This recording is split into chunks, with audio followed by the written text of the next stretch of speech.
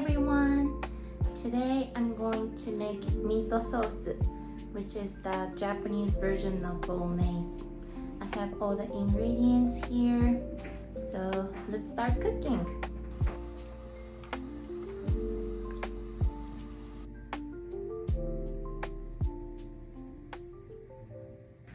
So first you start by cutting your veggies.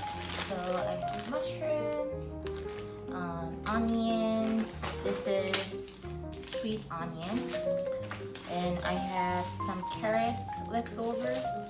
So I'm going to use these 3 veggies, and you can also add some diced celery, which I'm going to skip today because I'm never able to use the whole the whole bunch of celery. So yeah, today it's just onion, mushroom, and carrots. It is better if you chop your veggies by your hand, but today I'm feeling a little lazy, so I'm going to use this veggie chopper. So I have a half of sweet onions here. Ooh, my eyes. This is the reason why I don't like chopping the veggies, especially the onions. But I have 2 carrots. It's not big. It's just like regular size. They're actually from Trader Joe's. They sell in the bag like this. So I'm just gonna use 2 today. And then I also got mushroom. This is already sliced. I'm going to use the half of the bag, which is about 150 grams. Okay, now the veggies are done. I have the mushroom here, and I have the onion and carrots here. They're about less than 1 inch size, so I think that's a good size.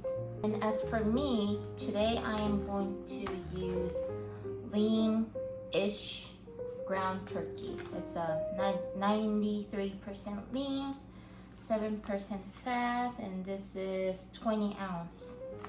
It's about 560 grams.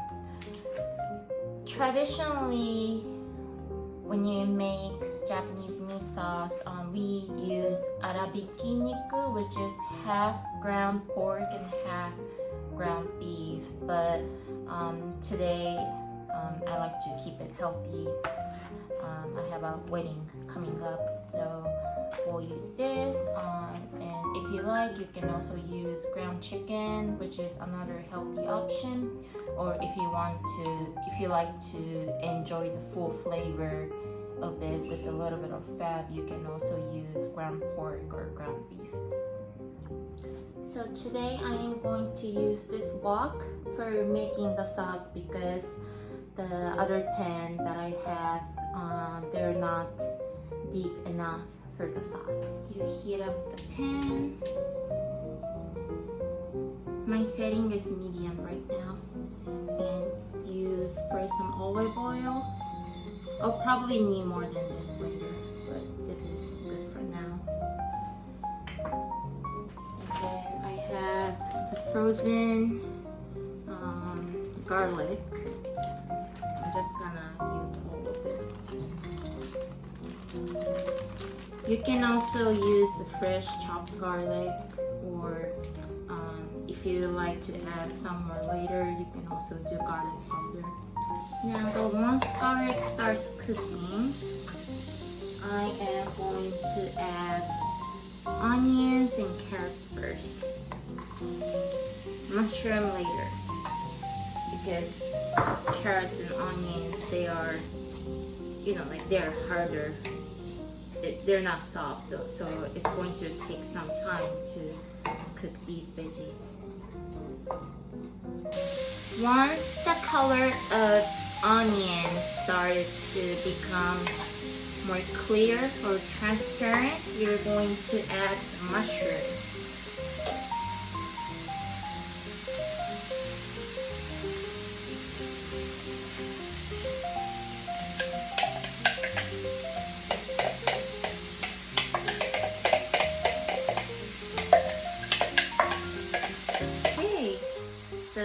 water from the veggies start coming out, and now is a good sign to add the protein of your choice.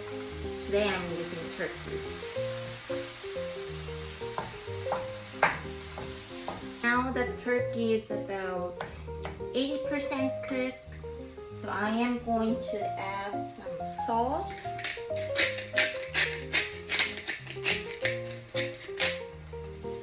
And black pepper.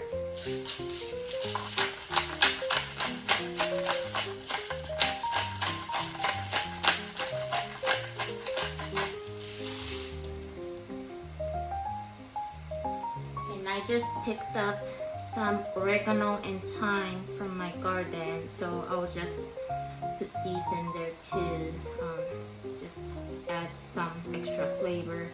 But if you can skip this part, or you can also use the dried herb instead. So now the meat and veggies are cooked. I am going to add a tomato sauce. I like this brand. It's called Cento San Marzano Peel Tomato Sauce. So I'm just gonna put the whole thing in there. Ooh.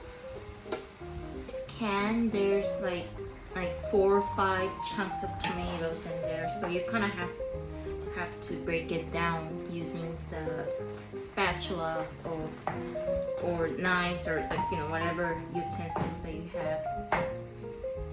And don't throw this away because there's still some sauce in there. I'm going to add some water later.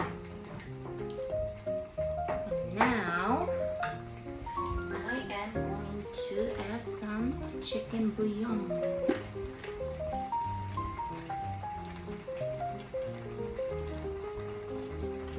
Extra flavor.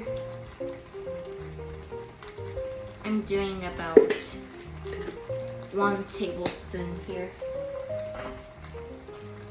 And now I'm going to add just a little bit of red wine, any kind, but not too sweet, just for the flavor. I'm doing about 2 tablespoons here.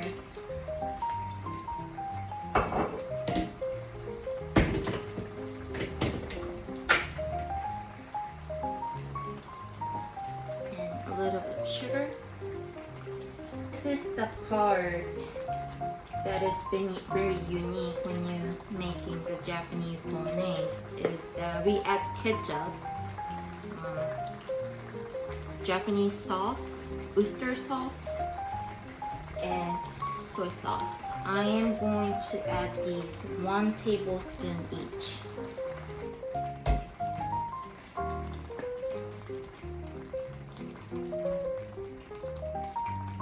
Like, even when I'm making Japanese curry, I add a little bit of soy sauce. It enhances the flavor. It has that umami in it.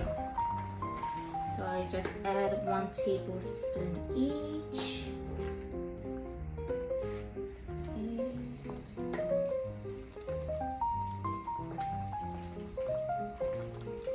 Now, obviously, this is going to be too salty, so I am going to add some water with using this can. Filled up about half can of water. I am going to pour it in there. Add some bay leaves. If you have it, great. If you don't, that's okay. This is optional.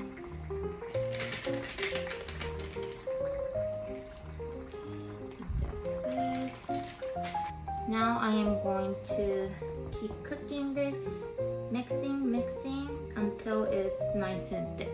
I added a little bit of extra soy sauce because I think I add too much water.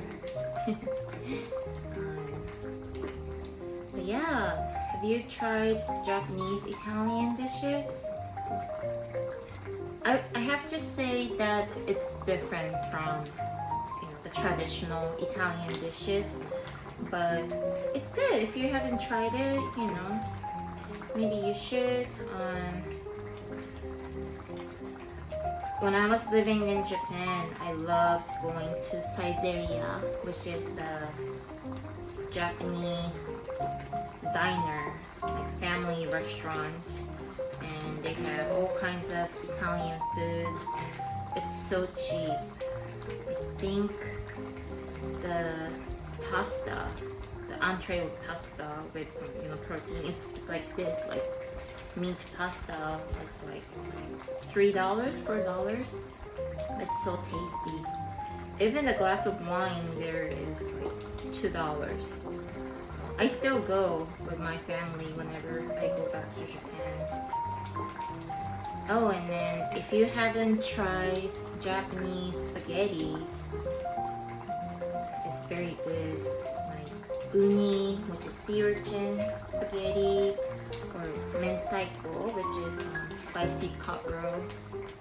I know there's a restaurant in Torrance if you're in Southern California, and I think there's one in New York too.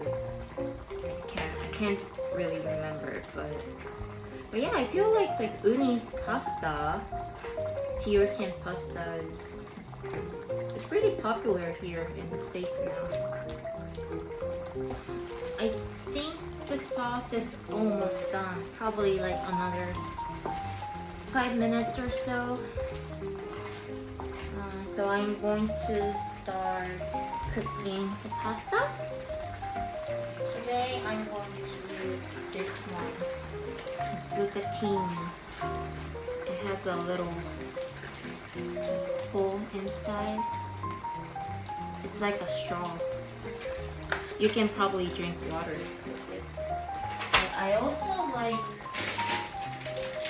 this one too. This is from Trader Joe's. It's called paparute. I don't even know how to pronounce this, but this is good too. But growing up, I don't really remember eating pasta at home. Well, it's because both of my parents had full-time jobs, so my grandma was taking care of me, and she's a old Japanese woman. So I think like she wasn't really used to eating Western food, like which nowadays, like Japanese people, they're obviously used to it. It's very popular in Japan. So pretty much like she cooked me mostly traditional Japanese dishes, which I love, and I'm very thankful of her to give me all the recipes when I moved to the States. Yeah, unfortunately she can't cook anymore. She's in the care facility, but I really miss her food. So I picked up some Italian parsley from my garden, and I also have Parmesan cheese, which I'm going to grate this when the pasta is done.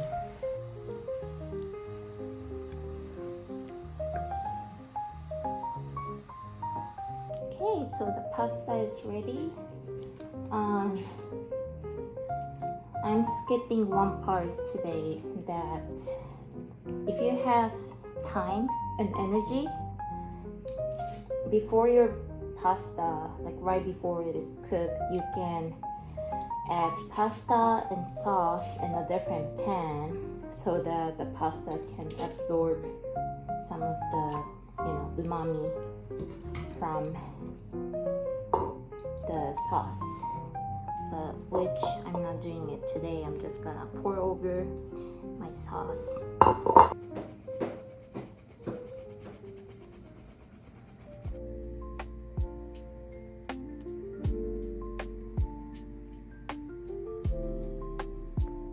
Pasta is ready. Miito sauce, the Japanese Bolognese. Now, itadakimasu.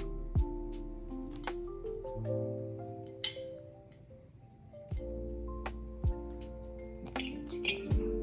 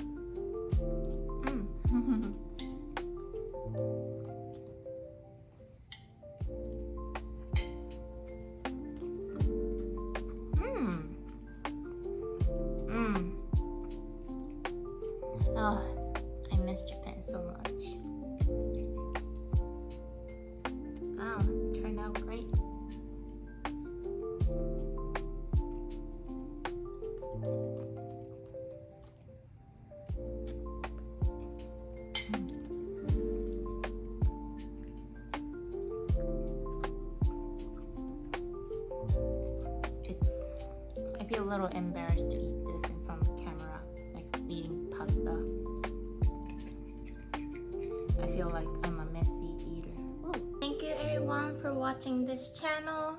I hope you enjoy it. Arigato. If you like this video, please give a thumbs up and don't forget to subscribe. Thank you. Bye bye.